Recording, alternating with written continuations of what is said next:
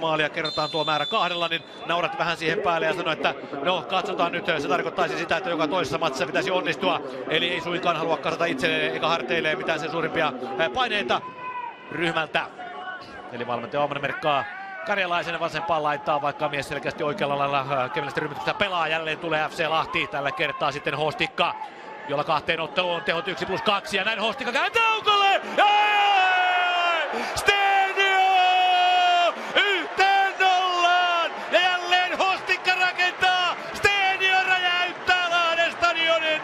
Lahti johtaa 3 peliminuutin jälkeen 1-0! Mainio maali!